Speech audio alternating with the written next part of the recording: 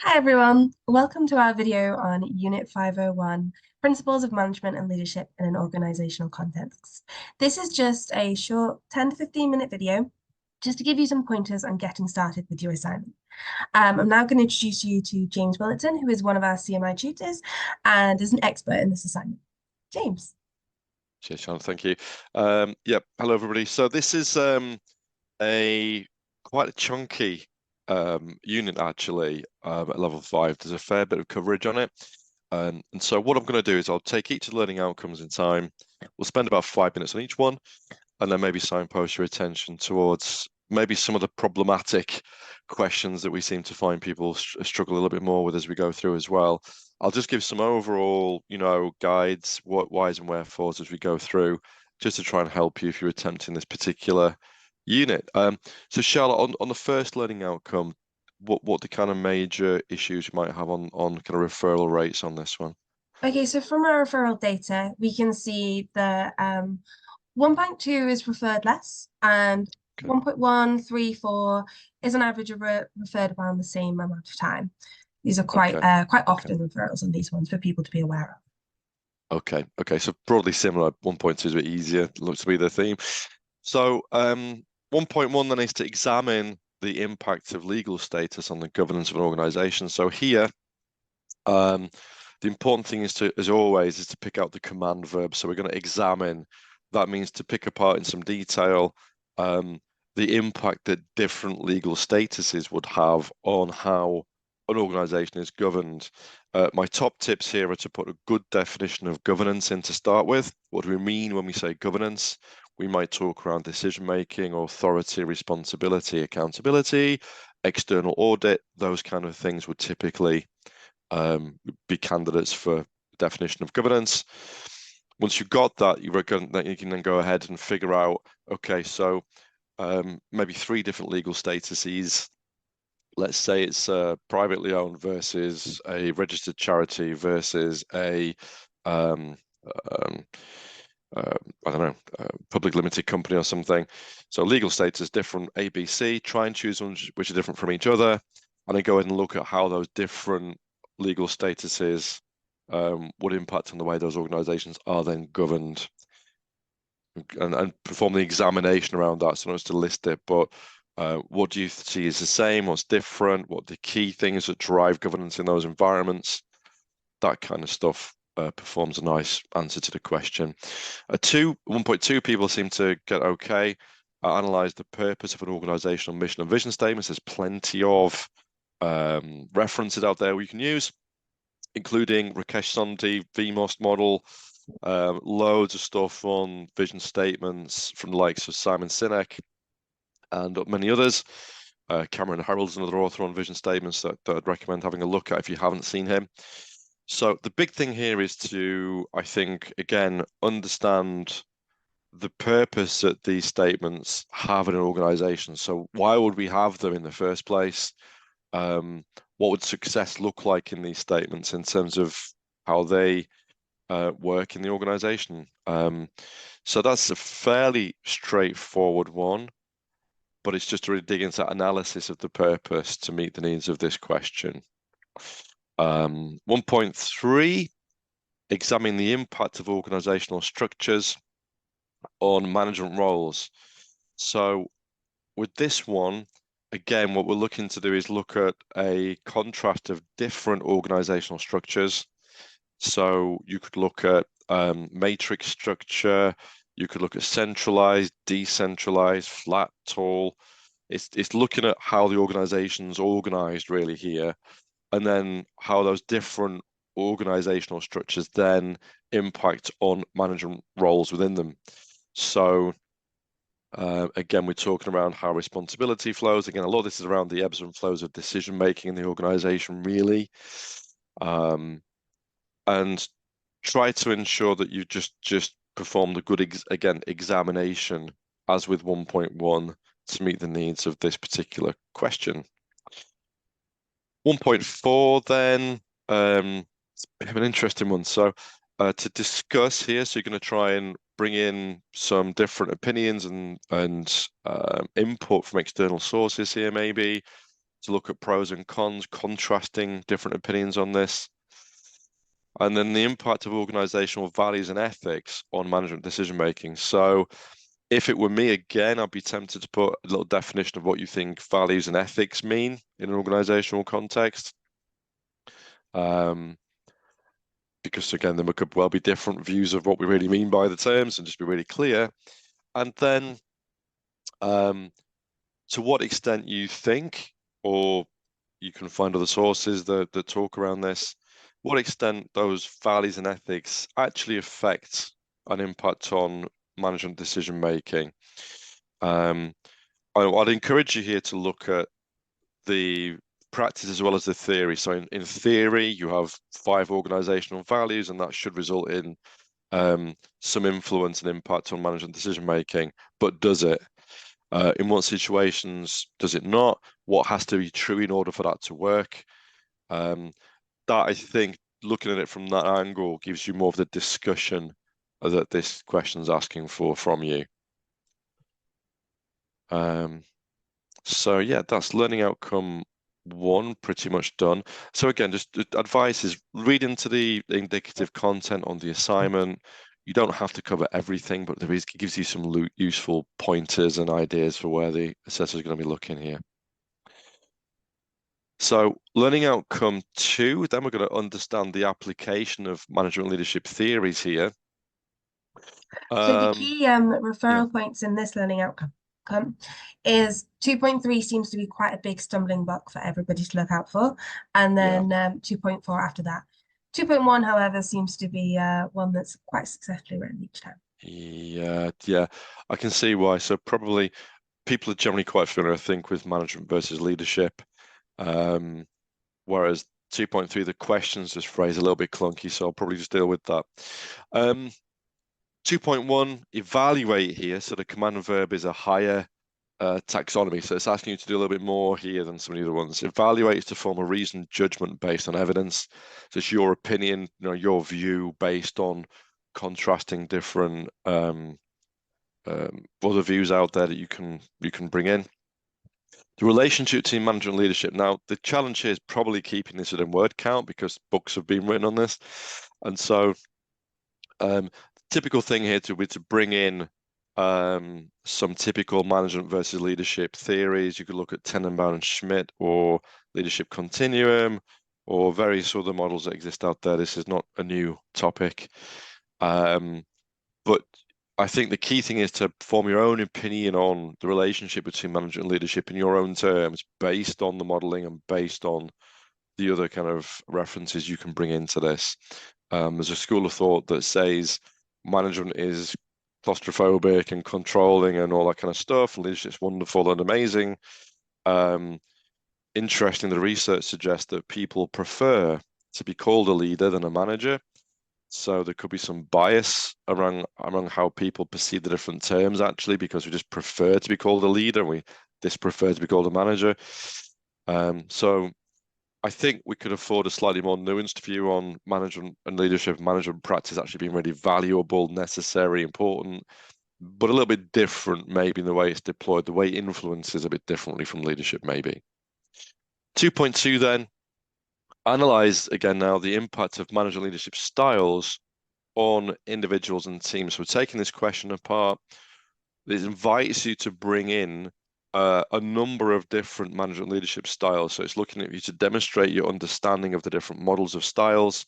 It gives plenty of examples in the indicative content here. You could use other ones as well. There are many.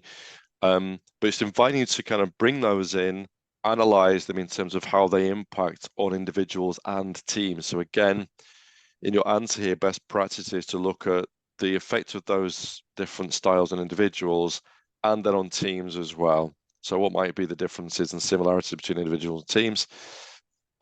Often with teams, it's a difficult thing because the team just is affected as a function of individuals being affected. But the question, I think in your answer, just make sure that you specifically dealt with the team's aspect there because it's mentioned in the question. 2.3, discuss the influence of culture and values on management leadership styles. So again, this is, I think, a slightly difficult question to answer, hence maybe it's a higher referral rate.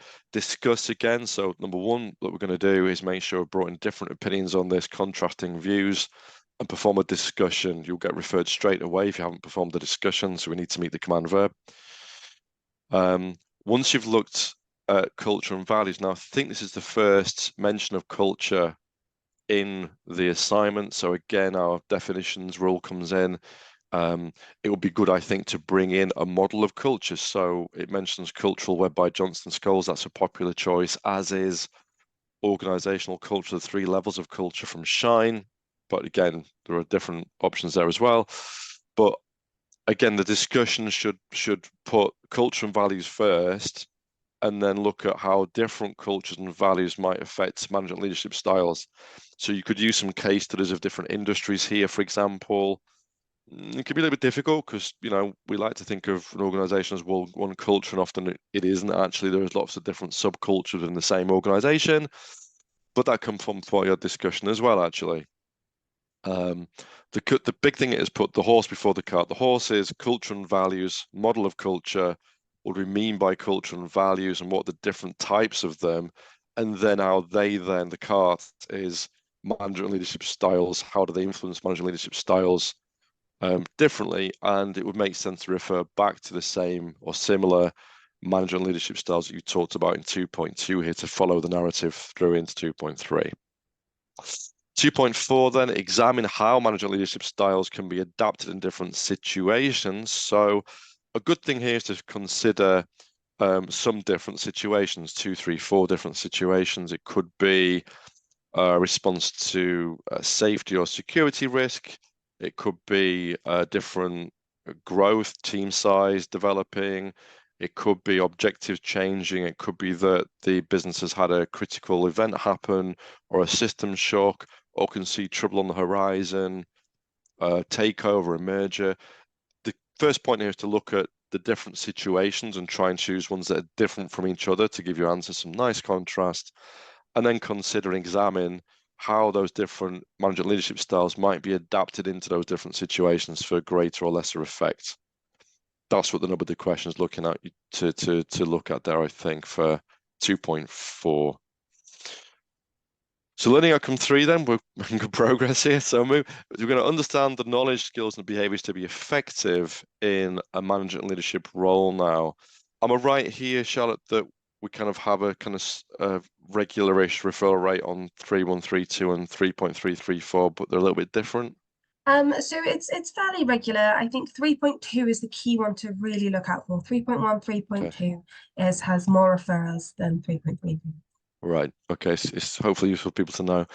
So 3.1, assess knowledge and skills required for management leadership role. Yeah. So here the command verb is to assess, so that's some detailed assessment, trying to pick that stuff apart and make some kind of view of what you think maybe the key things could be, the big drivers, knowledge and skills for a management leadership role. There are plenty different examples of knowledge and skills there, again, given in indicative content. That shouldn't be too hard to do in theory. I think just the important thing here would be to make sure you perform an assessment of those knowledge and skills. Not to list them, that would be not enough depth and treatment that the assessor's looking for, is to make an assessment of them. So to what extent do you think they are prerequisite, really necessary? What are the really important things? What are the most challenging aspects of these knowledge and skills for a management leadership role? You could even look at perhaps trends in how these are changing. So, new modern world with AI and technology and different expectations from people coming into the workforce, does that put different emphasis on knowledge and skills required for management leadership role? To look at this as a moving object rather than a fixed thing might be quite useful for the assessment. 3.2 then, to evaluate the factors that impact on the selection of communication techniques required to be effective in a management and leadership role. It's a pretty clunky one, this one, isn't it? So here, evaluate comes in again. So this is really to give your reasoned judgment. This is the key thing. You need to have an opinion based on evidence here. we're looking at the key factors that might impact on that selection of communication techniques. It would be helpful for us to pick apart what the different communication techniques could be, as again is discussed in the indicative content, whether that's written communication, whether it's verbal communication, whether it's presentations, video conferencing, again using technology and more modern means, perhaps blogs, all sorts of different examples that you could think of. But what kind of factors might influence or impact on the way that you select those different techniques to be effective? So, for example, if you're required to give somebody some feedback, then the communication technique is going to be around, okay, maintaining confidentiality, maybe taking that person one-to-one, having good rapport building ability in the communication, have a technique of how to communicate feedback without making somebody feel a failure or what have you, without getting a negative response from them. Could be one example there. But it's just to really understand, again, size of audience, confidentiality of message, recipient state of mind, again, as the indicative content suggests. What do you think are the big factors that drive that selection of techniques? It's a bit of a clunky question. It's answerable, but might take a little bit of just thinking around that one. 3.3, analyze the behaviors required to be effective in a management leadership role. So again, we're looking at, not just a list, but an analysis of those key behaviors that you think a management leadership candidate would have to possess. Again, it talks about innovation, agility, feedback, giving and receiving, maybe. Professionalism, role modeling, there's all sorts of things, again, you could talk around there. I'd encourage you, again, if you could bring in some external references here to just support the answer a little bit, would be a good practice, as with all questions. But again, here I think might help a little bit. And maybe also, refer back to your own lived experience a little bit here. What have you noticed as being good? Maybe also look at some of the behaviors that are negative in your view towards management leadership roles. What doesn't work so well? And that helps to flesh out that real analysis of the key behaviors that you think are required. And then 3.4 is to develop an approach of building a culture of mutual trust, respect, and support with teams and individuals. So here, really, this is a little bit like a plan, something an approach, something that you can implement as a senior leader. And I think it's really important. It's probably, for me, I would probably define what you mean by trust. Trust is a big word in that question there, I think. You could use, again, very readily models such as Patrick Lencioni's 5 dysfunctions of teams here to just give your answer a little bit of structure. But I think we're looking to develop an approach. Develop means to create something from kind of first principles. So this is, okay, what's going on? What are your current challenges around these areas right now? Do some diagnostic and some evidence gathering, ideally in the real world, in a real application of this mutual trust, respect, and support thing in your team, ideally. And then you're going to try to figure out how can we improve that? What key things would we do differently? What could that look like? How could we empower people better? How could we support people better? Install mentoring and coaching, training, improve the performance environment, the one-to-ones, that kind of stuff could all readily live in there. So this is kind of trying to really bring the whole assignment together. So you're going to really develop something that you think will be effective in, again, building that trust, respect, and support within teams and individuals in your own applied practice as a leader. I think that's everything. Great. Thank you very much, James. Just a reminder for everyone, what would your 3 golden rules for assignment writing be? James's 3 golden rules, yeah. So James's 3 golden rules. yeah. So the first thing is to define any term in the question which could be subjective or arguable. So we've talked about governance. Vision could be one, culture certainly would be one, ethics maybe. So I've tried to signpost that throughout, but make definitions where there's a need to clarify your work. Second thing is mind the command verb every time. So it's really important the first word or two you've picked out in the question, you understand what it means and how you're going to approach the answer, because they're a little bit different. Evaluate is different from discuss, is different from develop. So it's just ensuring you understand the method of the response required. And then it's less is more. So again, with legal status, the first question here, there are many different legal statuses you could list, but my advice would be to pick three ideally, probably in this case.